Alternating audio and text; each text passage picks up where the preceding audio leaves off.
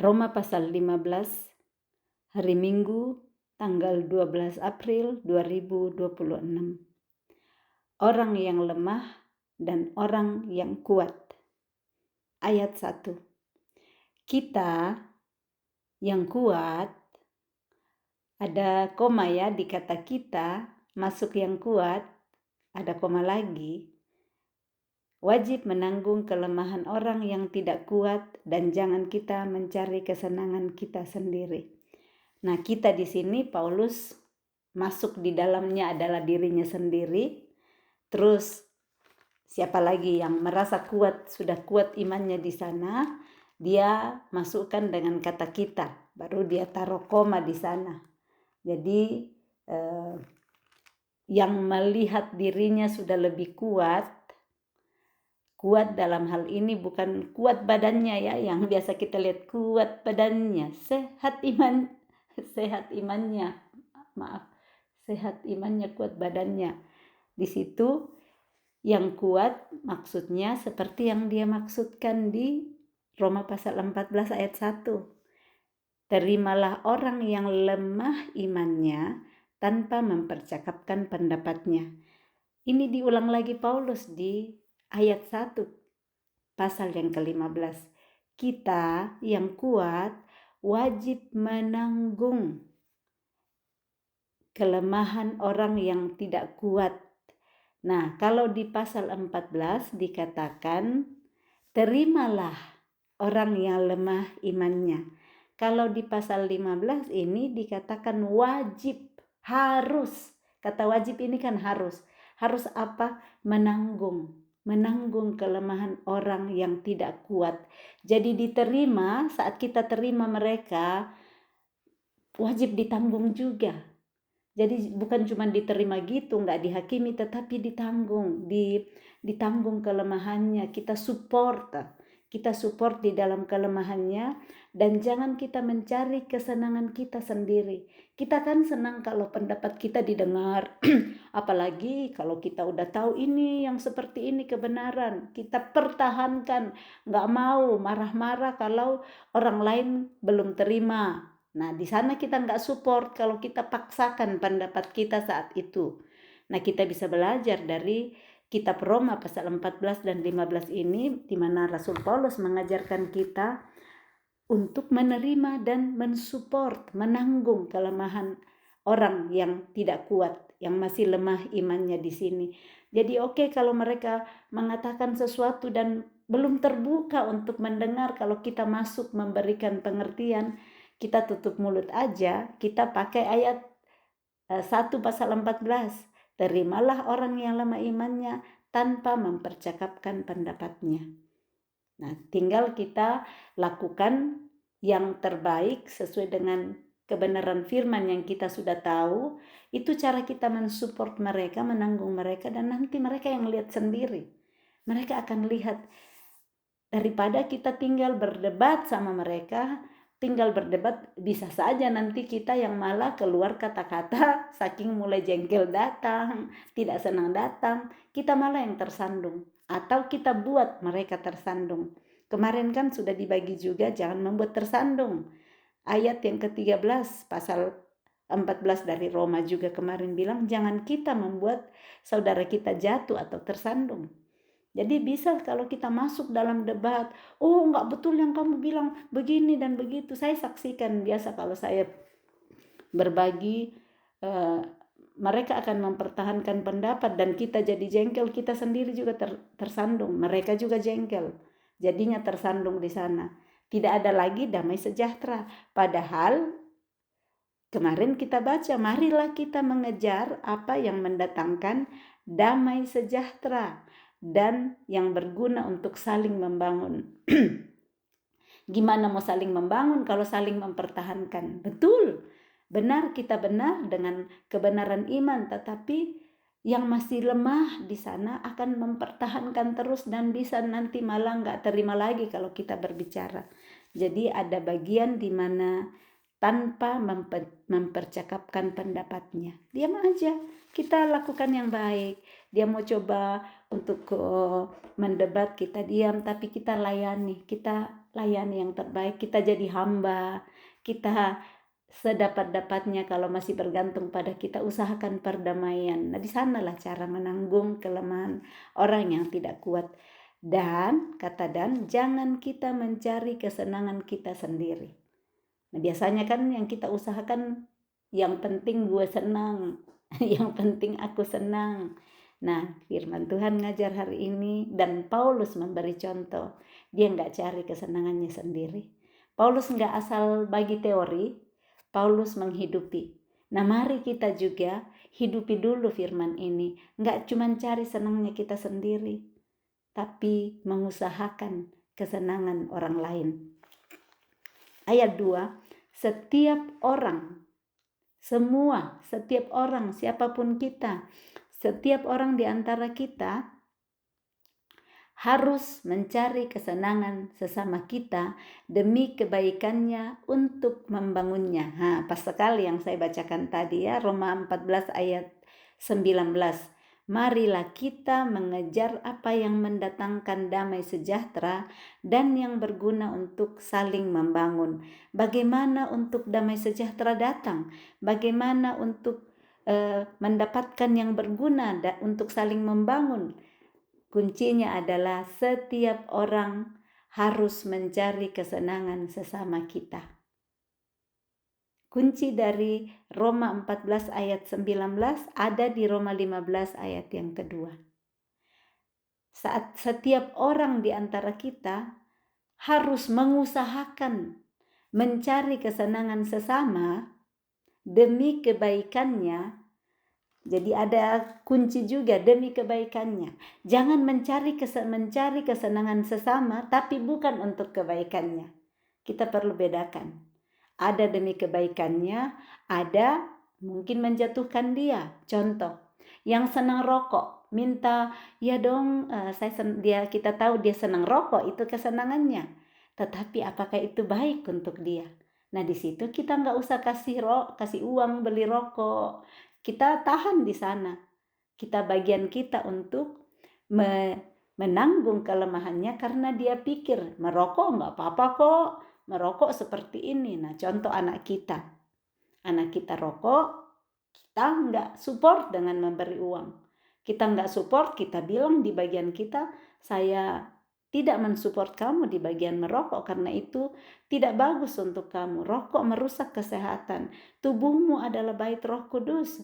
Kita harus memelihara tubuh kita. Nah, seperti ini. Jadi jangan pikir, iya saya cari kesenangannya. Anakku senang kalau bikin ini, saya ikuti semua kemauannya. Dia mau pergi hidup bersama sama pacarnya, saya izinkan karena kesenangannya. Ini kita perlu bedakan. Mencari kesenangan orang lain, mencari kesenangan sesama. Biarpun dia marah sama kita, kita tetap berdiri di atas kebenaran. Selanjutnya, pilihan kembali sama masing-masing orang. Kita sudah memberikan pengertian, kita udah ngajarin, kita sudah berdiri dalam pendisiplinan, tetapi kalau tetap memilih untuk melakukan itu, kita tinggal doakan Tuhan yang bukakan matanya satu hari untuk tahu mana membedakan yang baik, yang berkenan kepada Allah, dan yang sempurna dan tidak hidup serupa dengan dunia ini. Dan demi kebaikannya itu untuk membangun dia. Yang kita lakukan, yang kita usahakan adalah damai sejahtera. Kita kejar supaya ada yang berguna, mendatangkan kebaikan, dan saling membangun. Ayat yang ketiga, karena Kristus juga tidak mencari kesenangannya sendiri. Ini teladan dari Kristus. Kristus tidak mencari kesenangannya sendiri, tetapi dia mengusahakan terus-menerus untuk memberikan dirinya, untuk dicerca, untuk dihina, untuk keselamatan, dan untuk membangun umat manusia. Saya ulang, karena Kristus juga tidak mencari kesenangannya sendiri, tetapi seperti ada tertulis, kata-kata cercaan mereka yang mencerca engkau telah mengenai aku. Sebab segala sesuatu yang ditulis dahulu telah ditulis untuk menjadi pelajaran bagi kita. Jadi yang ditulis dahulu itu yang kita baca hari ini, Itu ditulis untuk menjadi pelajaran bagi kita. Jadi ambillah pelajaran-pelajaran dari tulisan yang diilhamkan Allah, supaya kita teguh berpegang pada pengharapan oleh ketekunan dan penghiburan dari kitab suci. Kita bisa tidak teguh dalam pengharapan, kita bisa goyah di dalam berpengharapan saat kita melihat di depan kita sudah dari beberapa bulan, bertahun berdoa, mengimani, tapi situasi nggak berubah-berubah. Malah tambahan lagi situasi lain yang datang yang semakin kacau kelihatannya. Bagaimana supaya kita tetap teguh berpegang pada pengharapan dan ketekunan kita mencari dengan iman kita adalah dengan membaca segala sesuatu yang ditulis dahulu yang diilhamkan oleh Allah yang ada dalam firman Tuhan. Dibongkar semua oleh Paulus sekarang. Ayat 5, semoga Allah yang adalah sumber ketekunan dan penghiburan. Sumber ketekunan itu supaya kita tetap tinggal bertekun dalam iman dan pengharapan kita adalah dari Elohim. Dari Allah sendiri, Dia yang berikan kepada kita. Nah, kembali Filipi 2 ayat 13 sudah katakan di situ. Karena Allah lah yang mengerjakan di dalam kita baik kemauan maupun pekerjaan menurut kerelaannya. Nah, Dialah sumber ketekunan saat kita mengerjakan iman kita, saat kita berpengharapan dari yang tidak ada di depan. Kemarin saya sudah bahas sedikit juga tentang imannya waktu kita membaca Roma 14 ayat 1, terimalah orang yang lemah imannya. Nah, Ibrani 11 ayat 1 berkata, iman adalah dasar dari segala sesuatu yang kita harapkan. Kemarin kita sudah baca, yang nggak ikut baca dengan kita, itu dasar kita adalah Yesus Kristus. Jangan mendasari iman kita kepada orang lain, kepada pejabat, kepada uang kita, kepada semua yang lain. Dasarkanlah iman kita hanya kepada Yesus. Nah, Dialah Elohim. Semoga Allah yang adalah sumber ketekunan dan penghiburan mengaruniakan kerukunan kepada kamu sesuai dengan kehendak Kristus Yesus. Siapa yang butuh ketekunan, yang tidak tekun, yang susah sekali untuk tekun, mungkin 1-2 hari lakukan, nggak bisa lagi. Minta kepada Dia sumber ketekunan. Dia sudah berjanji, mintalah kepadaku apa saja yang kamu minta dalam namaku. Kalau kamu percaya akan diberikan kepadamu. Jadi seperti itu, kita minta kepada Dia. Kalau kita butuh untuk diberi ketekunan, Dia akan kuatkan kita untuk tekun terus-menerus di dalam pengharapan kita. Kalau kita sedih, ada sumber penghiburan. Nah, Matius 21 ayat 22 berkata, dan apa saja yang kamu minta dalam doa dengan penuh kepercayaan, perlu diimani bahwa saya akan terima, kamu akan menerimanya. Nah, kalau minta sama Tuhan, Tuhan tolong saya. Selama ini saya rindu untuk terus baca firman-Mu tiap hari, tapi saya kok enggak tekun. Saya susah, saya selalu pikiran saya kemana-mana. Saya enggak bisa tekun. Saya mohon berikan aku ketekunan, karena Engkau adalah sumber ketekunan itu. Yang sepertinya sedih aja, muram, minta penghiburan. Dia adalah sumber penghiburan. Dia yang akan mengaruniakan kerukunan, rukun bersama. Dalam hidup bersama, kita saling mencari kesenangan yang lain, saling membangun. Di situ Tuhan dimuliakan. Ayat 6, sehingga dengan satu hati dan satu suara kamu memuliakan Allah dan Bapa Tuhan kita Yesus Kristus. Nah, saat kita setiap orang mencari kesenangan sesama demi kebaikannya untuk membangunnya, kita tekun lakukan itu. Jangan bilang, iya minggu lalu saya sudah bikin tapi dia nggak pernah balas, saya terus, batal tekunnya. Itu tidak akan memuliakan Tuhan.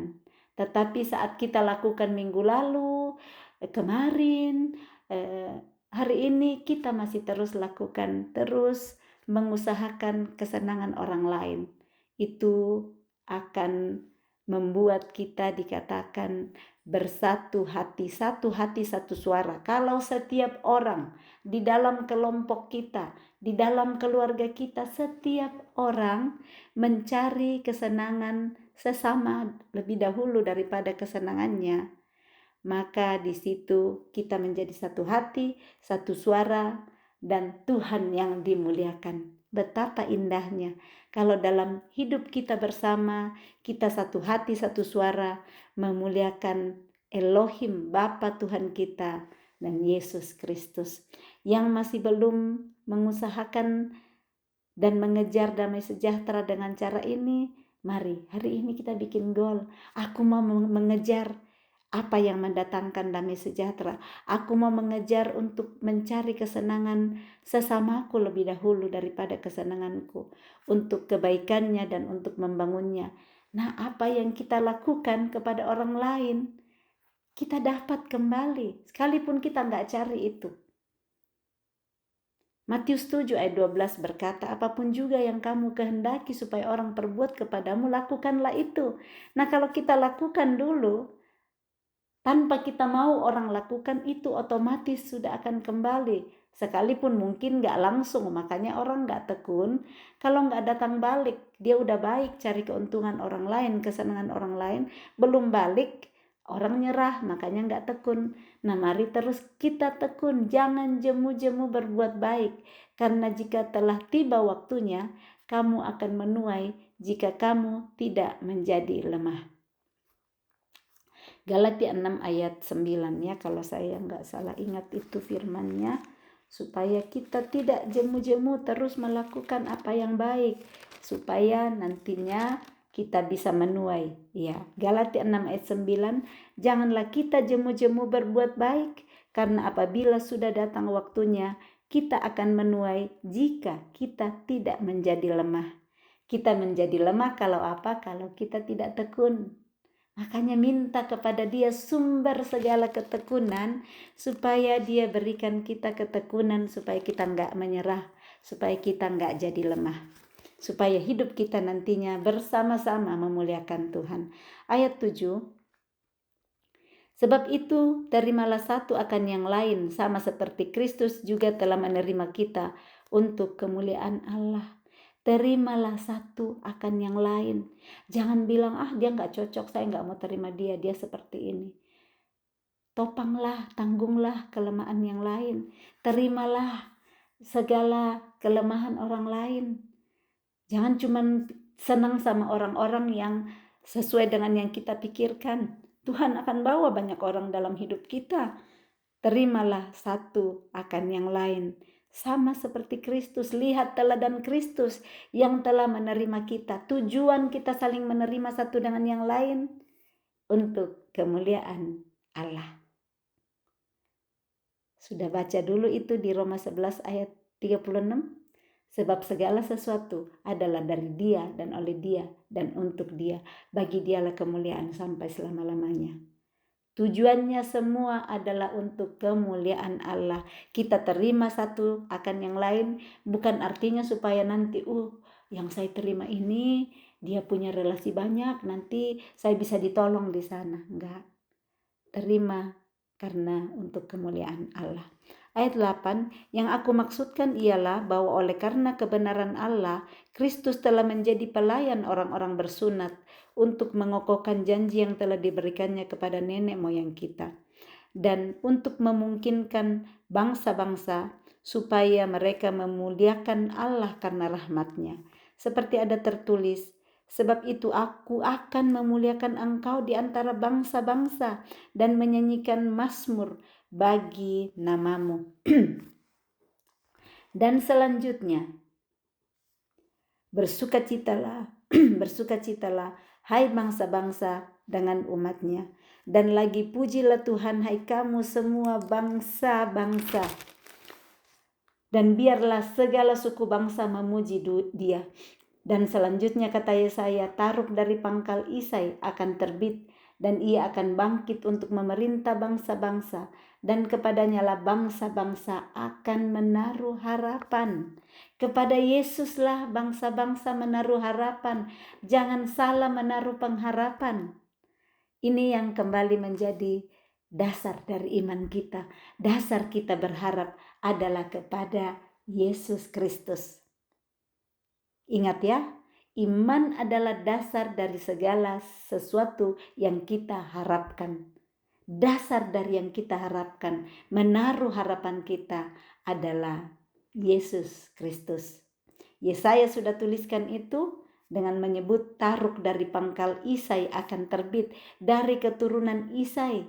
Ia akan bangkit untuk memerintah bangsa-bangsa, dan kepadanya lah bangsa-bangsa akan menaruh harapan. Ayat yang sebelumnya bagaimana dikatakan bahwa Aku akan memuliakan engkau di antara bangsa-bangsa, menyanyikan mazmur bagi namamu.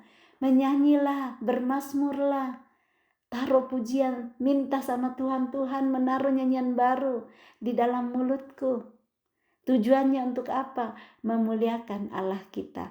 Saat orang melihatnya, orang akan takut kepada Dia dan akan memuliakan Elohim.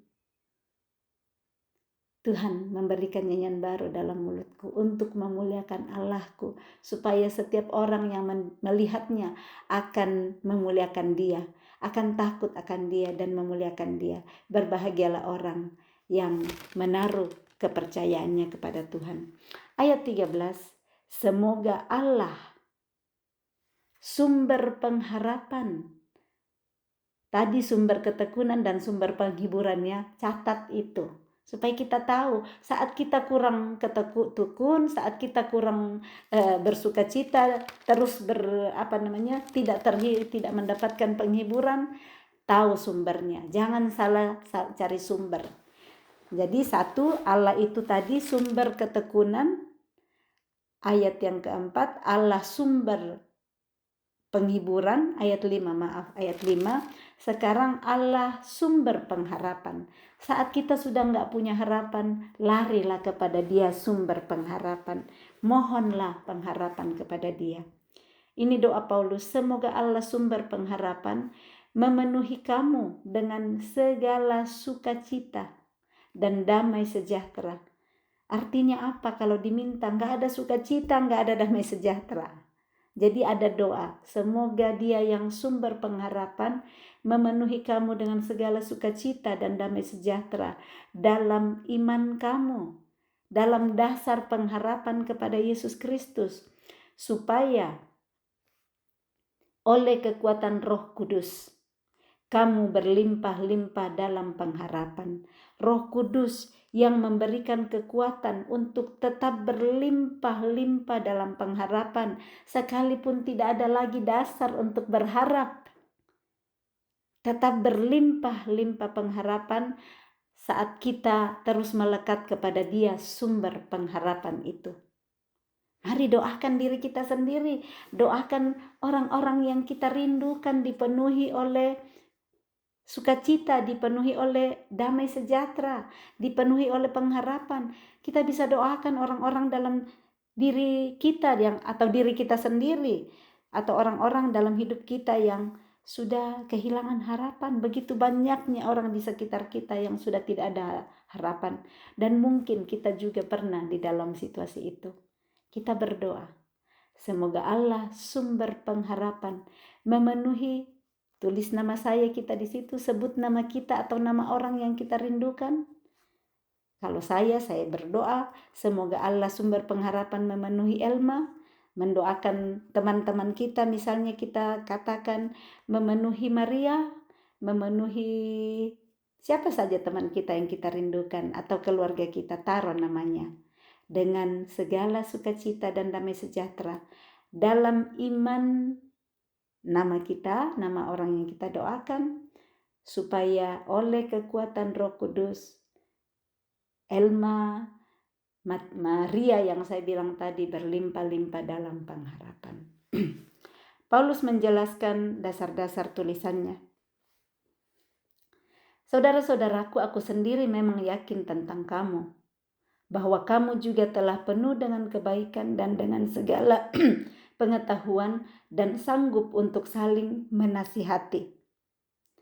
Namun, karena kasih karunia yang telah dianugerahkan Allah kepadaku, aku di sini dengan agak berani telah menulis kepadamu untuk mengingatkan kamu, yaitu bahwa aku boleh menjadi pelayan Kristus Yesus bagi bangsa-bangsa bukan Yahudi dalam pelayanan pemberitaan Injil Allah, supaya bangsa-bangsa bukan Yahudi dapat diterima oleh Allah sebagai persembahan yang berkenan kepadanya, yang disucikan oleh Roh Kudus. Jadi dalam Kristus aku boleh bermegah tentang pelayananku bagi Allah, sebab aku tidak akan berani berkata-kata tentang sesuatu yang lain kecuali tentang apa yang telah dikerjakan Kristus olehku, yaitu untuk memimpin bangsa-bangsa lain kepada ketaatan oleh perkataan dan perbuatan, oleh kuasa tanda-tanda dan mujizat-mujizat, dan oleh kuasa Roh.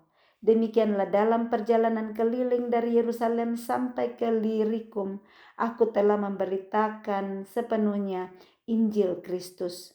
Dan dalam pemberitaan itu, aku menganggap sebagai kehormatanku bahwa aku tidak melakukannya di tempat-tempat di mana nama Kristus telah dikenal orang, supaya aku jangan membangun di atas dasar yang telah diletakkan orang lain, tetapi sesuai dengan yang ada tertulis, mereka yang belum pernah menerima berita tentang Dia akan melihat Dia, dan mereka yang tidak pernah mendengarnya akan mengertinya. Nah, Paulus di sini menuliskan di ayat 14 sampai ayat ke-21 tentang dasar-dasar tulisannya. Paulus berkata, saudara-saudaraku, aku sendiri memang yakin tahu tentang kamu. Saudara-saudaranya siapa di sini? Jemaat di Roma. Aku sendiri memang yakin karena dia tulis surat ini kepada jemaat di Roma bahwa saudara-saudara seimannya di Roma juga telah penuh dengan kebaikan dan dengan segala pengetahuan dan sudah sanggup untuk saling menasihati. Tetapi Paulus bilang karena kasih karunia yang Allah anugerahkan kepadanya, dia ada di situ. Dia menuliskan aku ada di sini dengan agak berani. Dia perlu memberanikan diri menulis kepada mereka ini jemaat di Roma untuk mengingatkan, perlu saling mengingatkan. Sekalipun sudah tahu, sudah cukup pengetahuan dan sanggup untuk saling menasihati, tetapi perlu saling mengingatkan. Saudara bersaudara dalam Kristus, jangan lupa saling mengingatkan. Cuman kadang orang gak berani mengingatkan karena kita marah kalau diingatkan. Nah, jadilah rendah hati supaya saling rela saat kita menasehati, mengingatkan orang yang lain, saudara seiman yang lain, supaya kita enggak lupa. Karena bisa sekali lupa atau dengan keadaan-keadaan yang sudah semakin nyaman, sound comfort, kita lupa. Nah, ini yang Paulus lakukan, dia mengingatkan. Dia ingatkan mereka bahwa dia boleh menjadi pelayan Yesus Kristus bagi bangsa-bangsa bukan Yahudi itu hanya karena kasih karunia. Dia diberi karunia untuk melayani bangsa-bangsa di luar Yahudi. Dan supaya bangsa-bangsa bukan Yahudi juga dapat diterima oleh Allah. Tujuan pelayanannya supaya orang-orang di luar Yahudi dapat juga diterima oleh Elohim sebagai persembahan yang berkenan kepadanya, yang disucikan oleh Roh Kudus. Jadi ayat 17 dia berkata, dalam Kristus aku boleh bermegah. Dia enggak bermegah karena banyaknya orang di luar Yahudi yang nantinya dikenan oleh Tuhan karena pemberitaan lewat Paulus, tetapi dia bilang, aku boleh bermegah dalam Kristus. Karena pelayanannya bagi Allah untuk orang-orang di luar Yahudi. Bermegahlah karena Kristus, bermegahlah karena dia, bukan karena kita sendiri. Paulus enggak bermegah karena pelayanannya, tetapi dia bermegah dalam Kristus tentang pelayanan yang Tuhan berikan kepada dia. Dia berkata bahwa aku tidak akan berani berkata-kata tentang sesuatu yang lain kecuali tentang apa yang telah dikerjakan Kristus olehku. Kristus yang kerjakan melalui Paulus. Kata olehku. Kalau kita ingat pembacaan di Kisah Para Rasul, Paulus pernah menuliskan bahwa melalui dia Tuhan melakukan banyak mujizat. Tuhan melakukan perkara-perkara yang ajaib melalui Paulus. Jadi dia berkata di sini, saya baca dulu ya supaya kita ingat Kisah Para Rasul 19 ayat 11. Oleh Paulus Allah mengadakan mujizat-mujizat yang luar biasa. Paulus yang lakukan, Paulus jadi selangnya. Paulus jadi alatnya untuk Allah mengadakan mujizat-mujizat yang luar biasa. Bahkan orang membawa sapu tangan atau kain yang pernah dipakai oleh Paulus dan meletakkannya atas orang-orang sakit, maka lenyaplah penyakit mereka dan keluarlah roh-roh jahat. Di Kisah Para Rasul, Paulus di situ sudah tuliskan, yang tuliskan Kisah Para Rasul adalah Dr. Lukas, tapi sudah dituliskan oleh Paulus. Nah, di kitab Roma ini ayat yang ke-18, di situ Paulus memegahkan Yesus. Dia katakan, sebab aku tidak akan berani berkata-kata tentang sesuatu yang lain kecuali tentang apa yang telah dikerjakan Kristus olehku. Kristus telah mengerjakan tentang segala sesuatu yang telah Yesus kerjakan melalui dirinya. Dia hanya alat saja, Kristuslah yang mengerjakannya. Dia enggak bermegah karena hal-hal yang Kristus lakukan melalui kehidupannya. Dia tahu diri ini Paulus.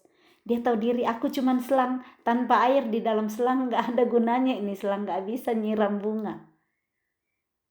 Maukah kita juga mengakui, bukan karena kuat dan gagah kita, bukan karena hebat kita, teman-teman kita mungkin menjadi percaya, atau orang-orang lain percaya, tetapi Kristuslah yang kerjakan di dalam kita, di dalam saudara. Yaitu untuk memimpin bangsa-bangsa lain kepada ketaatan oleh perkataan dan perbuatan. Jadi apa yang dikerjakan Kristus melalui Paulus adalah memimpin bangsa-bangsa lain di luar Yahudi kepada ketaatan, dibawa untuk taat, dipimpin, diajarin untuk taat oleh perkataan mereka, oleh perbuatan mereka.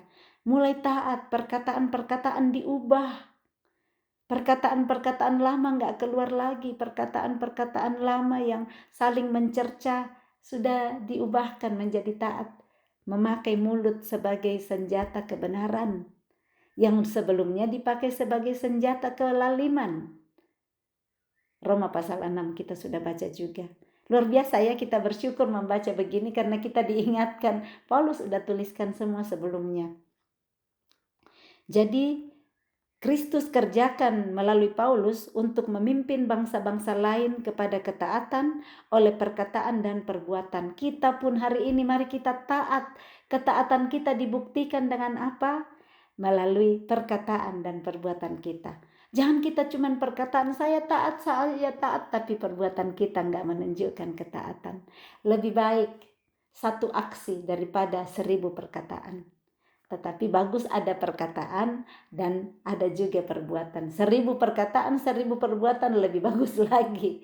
Tapi lebih bagus satu aksi daripada cuma 1000 perkataan tanpa aksi. Oleh kuasa tanda-tanda dan mujizat-mujizat dan oleh Roh Kudus. Jadi semua itu dilakukan melalui Roh Kudus yang bekerja di dalam diri setiap orang. Nah, ini di ayat 20 dia katakan, dalam pemberitaan itu aku menganggap sebagai kehormatanku. Dia menghargai, dia merasa terhormat bahwa Tuhan memakai dia tidak di tempat-tempat di mana nama Yesus sudah dikenal orang. Supaya dia bilang, aku nggak membangun di atas dasar yang telah diletakkan orang lain.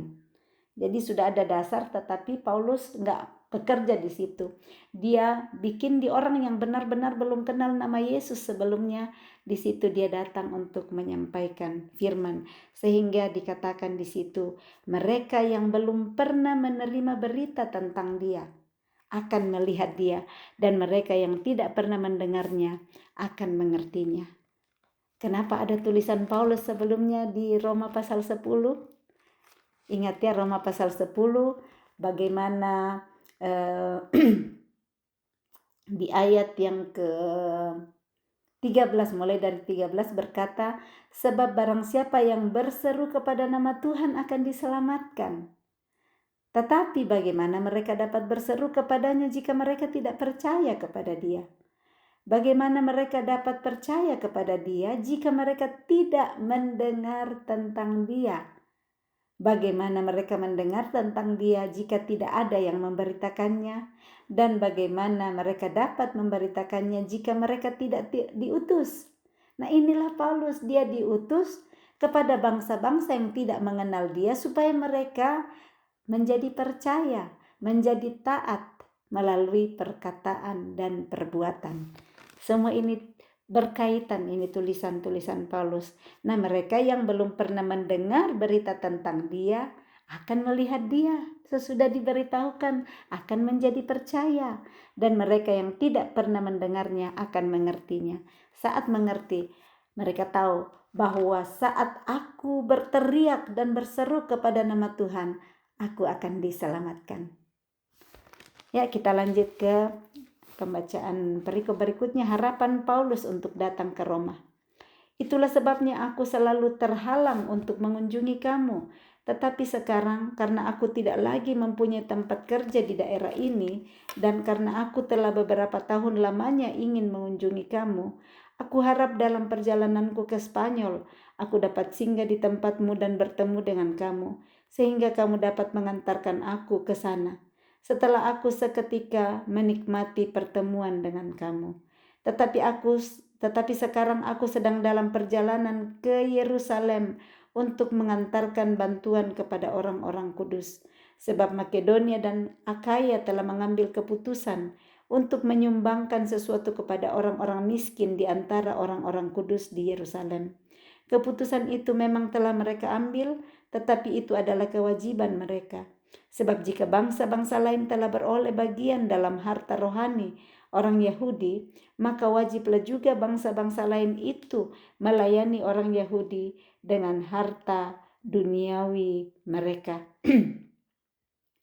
Apabila aku sudah menunaikan tugas itu dan sudah menyerahkan hasil usaha bangsa-bangsa lain itu kepada mereka, aku akan berangkat ke Spanyol melalui kota kamu. Dan aku tahu bahwa jika aku datang mengunjungi kamu, aku akan melakukannya dengan penuh berkat Kristus. Ayat 30, tetapi demi Kristus Tuhan kita dan demi kasih roh, aku menasihatkan kamu, saudara-saudara, untuk bergumul bersama-sama dengan aku dalam doa kepada Allah untuk aku, supaya aku terpelihara dari orang-orang yang tidak taat di Yudea, dan supaya pelayananku untuk Yerusalem disambut dengan baik oleh orang-orang kudus di sana, agar aku yang dengan sukacita datang kepadamu oleh kehendak Allah, beroleh kesegaran bersama-sama dengan kamu. Allah, sumber damai sejahtera, menyertai kamu sekalian. Amin. Harapan Paulus untuk datang ke Roma, dia tuliskan harapan-harapannya, dia bilang rencana akan ke Spanyol nanti, tapi saat dia tulis surat ini, dia bilang dia sementara dalam perjalanan ke Yerusalem. Tujuannya untuk mengantarkan bantuan kepada orang-orang kudus yang ada di Yerusalem yang dikirimkan oleh jemaat-jemaat di Makedonia dan Akaya. Jadi perlu saling menopang di dalam pelayanan. Ini Makedonia dan Akaya mengambil keputusan menyumbangkan kepada orang-orang miskin yang ada di antara orang-orang kudus di Yerusalem. Jadi perlu pengambilan keputusan oleh kita bagaimana melihat yang berkekurangan kita bisa bantu dengan tuntunan Roh Kudus selalu. Kembali, kita hanya pengelola, Tuhan yang punya. Jangan kita terintimidasi dengan orang yang minta. Biar mereka belajar untuk meminta kepada Tuhan. Karena Tuhan bilang jangan minta-minta. Kalau kita percaya kepada Dia, kita berdoa kepada Tuhan, dan Roh Kudus yang akan tuntun hati orang untuk datang memberikan kepada kita. Jangan kita minta kepada sesama, dan itu bisa membuat orang lain tersandung juga. Ini yang dilakukan oleh orang Makedonia dan Akaya, nggak diminta dari orang kudus yang dalam keadaan miskin di Yerusalem. Mereka kasih kepada Paulus dan Paulus yang mengantarkannya. Jadi Paulus dikatakan di sini, aku tahu ayat 29 bahwa jika aku datang mengunjungi kamu, aku akan melakukannya dengan penuh berkat Kristus. Maksudnya dituntun oleh Roh Kudus, semua hanya berkat Kristus, anugerah Kristus, sehingga dia nantinya bisa mengunjungi jemaat di Roma.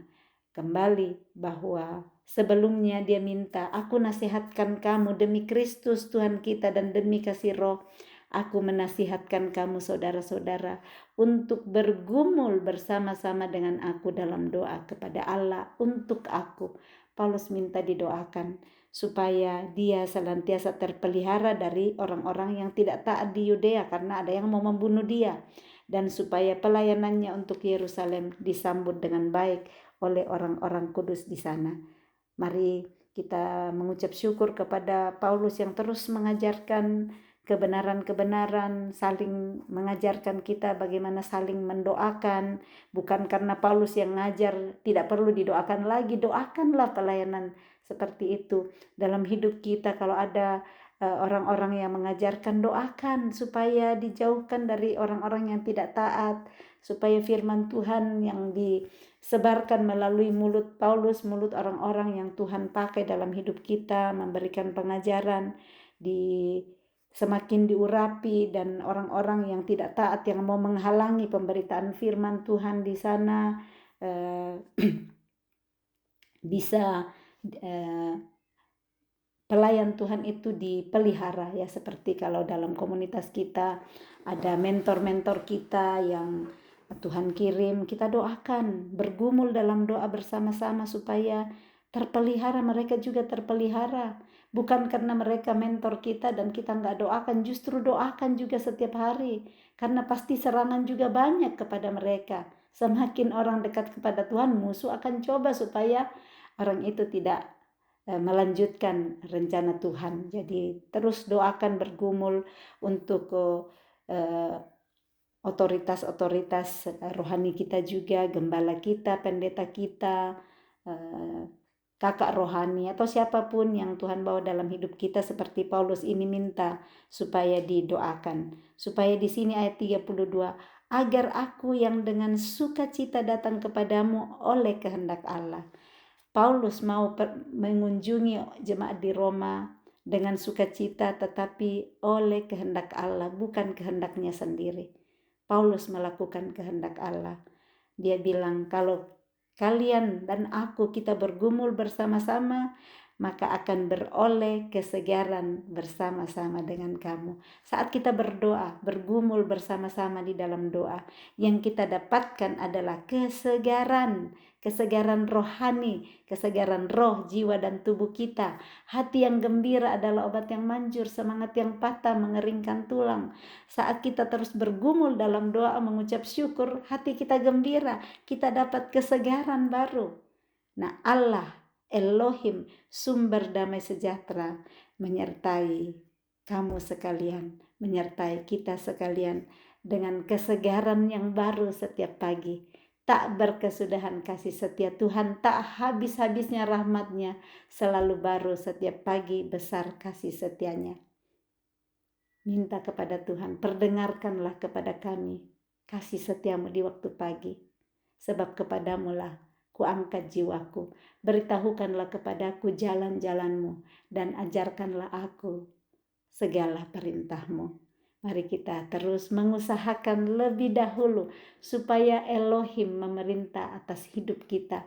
Mari kita lakukan kehendaknya, maka semua yang lain akan diberikan Elohim juga kepada kita. Matius 6 ayat 33 tapi dari versi bahasa Indonesia masa kini. Dari terjemahan baru, carilah dahulu kerajaan Allah dan kebenarannya, maka semua yang lain akan ditambahkan kepadamu. Salam kasih, Tuhan Yesus memberkati. Selamat hari Minggu, selamat memperoleh kesegaran bersama-sama dengan saudara rohani lainnya, saudara seiman, saudara jasmani yang lain. Terima kesegaran karena air jernih dicurahkan di dalam hati kita, memenuhi hati dan pikiran kita sepanjang hari ini, supaya kita dipenuhi oleh sukacita, damai sejahtera. Tuhan Yesus memberkati. Shalom.